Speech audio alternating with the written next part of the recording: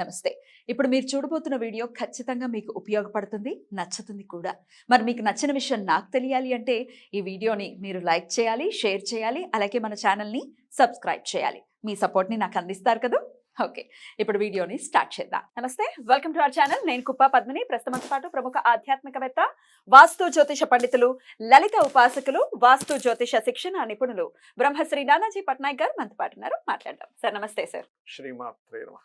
ఇక మీన రాశి వారికి ఎలాంటి రిజల్ట్స్ ఇస్తున్నారు సార్ ఈ గ్రహ సంచారం అనేది? ష్యూర్. మీన రాశి వారికి కనుక చూసుకుంటే ఇక్కడ సర్వసాధారణంగా మీనంలో రాహు ఉన్నాడు. అవును, జన్మలో. మరి ఇప్పుడు ఎవరినైనా మీన రాశి వారిని అడగండి, ఎలా ఉందంటే అబ్బా నాకు అంత ఇమాజినేషన్స్ ఎక్కువైపోయాయండి, ఇప్పుడేం జరుగుతుందో అర్థం కావట్లేదు అంటారు. సార్ భయానకమైన పరిస్థితి అంటారా? ఎందుకంటే ఏలినాటి శని, రాహు ఎఫెక్ట్ అంతా చిత్ర ఎంత విచిత్రం. భయానకమైన పరిస్థితి ఉన్నా నేను ఒకటే నమ్ముతాను, అమ్మవారు ఉంది నాకేం కాదనుకున్నోడికి ఏమీ కాదండి. Right. ఏమీ కాదు అంటే ఏంటి, ఏ ఇబ్బంది ఉండదని నా ఉద్దేశం. Beautiful. నాకేంటి భయం, అమ్మవారు ఉంది, గ్రహస్థితి ఎట్లా ఉంటే ఏంటి అనుకున్న వ్యక్తికి అమ్మవారు దగ్గరుండి చేపట్టుకొని నడిపిస్తుంది ఆ వ్యక్తిని. Right. కాబట్టి నేను ఒకటే చెప్తా, అయ్యా నా గ్రహస్థితి ఎలా ఉంది, భయపడుతున్నా, ఎందుకు భయపడతావు, అమ్మవారు ఉందిగా అంట. Right.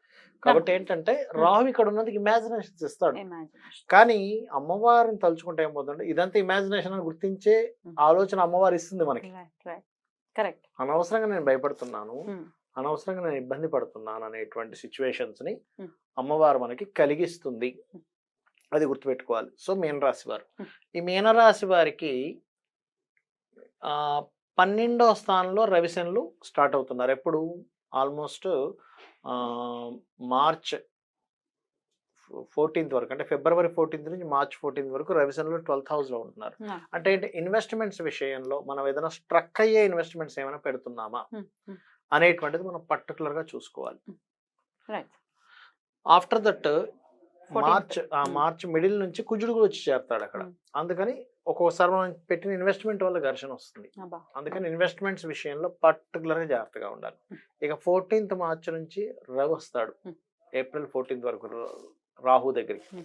సో ఆ టైంలో ఏంటంటే 6th హౌస్ లార్డ్ వచ్చి లగ్నంలో కూర్చుంటున్నాడు. కాబట్టి పర్టికులర్ గా ఇక్కడ మనం అర్థం చేసుకోవాల్సింది డైలీ లైఫ్ లో మనకి చుట్టూ ఉండేటువంటి గవర్నమెంట్ పీపుల్ కావచ్చు, ఫాదర్ కావచ్చు, తండ్రి తరపు వారు కావచ్చు, కొంచెం అధికారులతోని కొంచెం స్ట్రెస్ అనేటువంటిది ఇస్తుంది. సర్వసాధారణంగానే మీరు గమనించినట్లయితే మీన లగ్నంలో ఎవరైనా పుట్టారు అంటే వాళ్ళ లైఫ్ మొత్తం, వాళ్ళ లైఫ్ ప్యాటర్న్ మొత్తం తీసుకుంటే తండ్రి గురించి ఒక త్యాగం, తండ్రి గురించి ఆయన బాధపడ్డం, తండ్రితో ఉన్న లైఫ్, సినిమా మొత్తం ఒక తండ్రి కొడుకులు, మా నాన్నకి ప్రేమతో సినిమాలా ఉంటుంది అన్నమాట. ఉంటుంది. అది నాన్నకి ప్రేమతో ఉండొచ్చు, నాన్నతో గొడవ ఉండొచ్చు, నాన్నతో ఉండొచ్చు. ఆ ప్యాటర్న్ ఫిక్స్ అయి ఉంటేనే మీన లగ్నంలో పుడతాడు మనిషి. అదర్వైజ్ మీన లగ్నంలో పుట్టాడు, ఎందుకంటే తండ్రితో ఉండే లింక్ లో పుడతాడు. తండ్రి because of 6th lord is son కదా. 6th అంటే పూర్వజన్మ కర్మ, నువ్వు ఎవరితో ఎక్కువ కర్మ ఉందో వాళ్ళతో మీ జర్నీ ఉంటుంది. అట్లా అది. ఇప్పుడు కర్కాటక లగ్నం అనుకోండి, గురువు ఆధ్యాత్మికమైన కర్మ, ఒక్కొక్క దానికి ఒక్కొక్కటి. అందుకే నేను మేష లగ్నం వాళ్ళకి చెప్తాను, అయ్యా మీరు అప్పులు ఇవ్వకండి, ఇంక వాళ్ళ చుట్టూ తిరగడం మీ పని అవుద్దని చెప్తుంటారు. అలా అనమాట. ఎంత అక్యురేట్ గా చెప్తుంది సబ్జెక్ట్. చెప్తుంది. అయితే వీళ్ళు ఇంకొక చిన్న విషయం కూడా చూసుకోవాలి.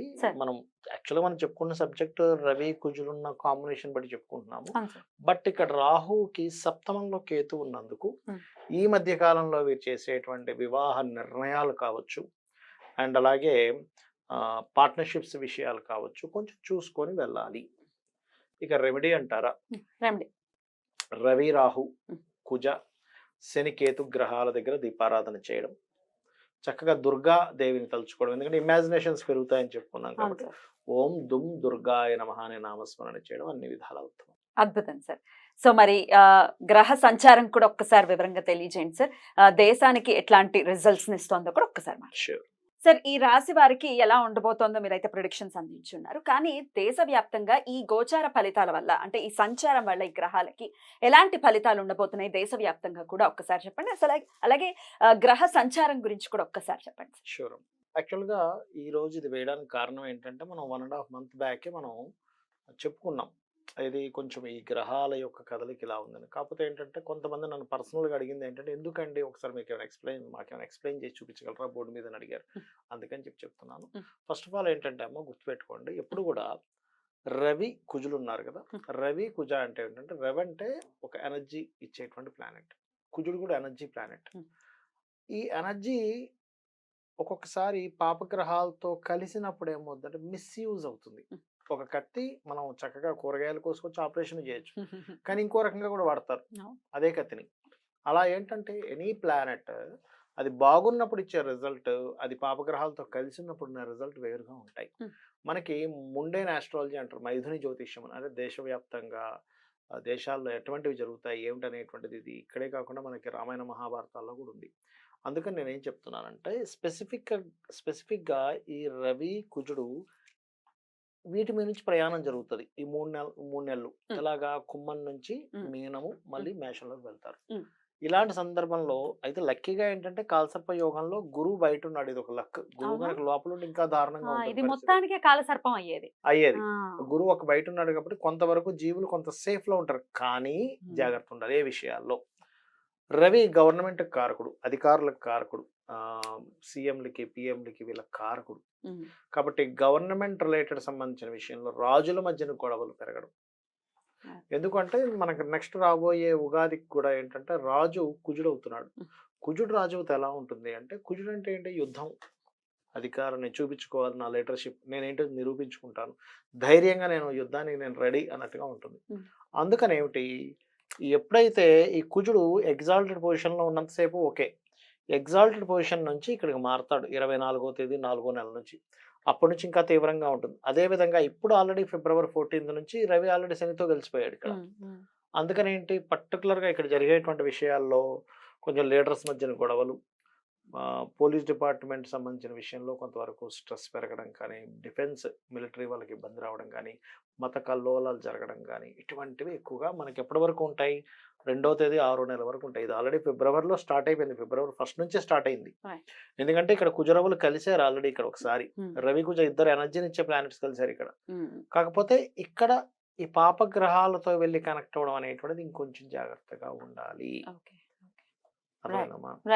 సో శని వెళ్తున్న దాని మీద ఇటువంటి సిచ్యువేషన్స్ వస్తుంటాయి, కాబట్టి ఈ విషయంలో జాగ్రత్తగా ఉండాలి. చాలా అద్భుతంగా మాకు తెలియజేశారు సార్. ద్వాదశ రాశులకి కూడా ఈ గ్రహ సంచారం ఎలాంటి ఫలితాలను ఇస్తుంది, ఇంచుమించు జూన్ 2 వరకు కూడా ఈ రిజల్ట్స్ ఉంటాయి అని చెప్తున్నారు. కాబట్టి చెప్పినటువంటి పరిహారాలు అందరూ కూడా పాటించుకుని అమ్మవారి ఆరాధన విశేషంగా చేసుకుంటూ అందరూ సురక్షితంగా ఉండాలి, మానసిక ప్రశాంతత ఉండాలని మనస్ఫూర్తిగా కోరుకుంటూ కృతజ్ఞతలు సార్. నమస్కారం. శ్రీమాత్రే నమః.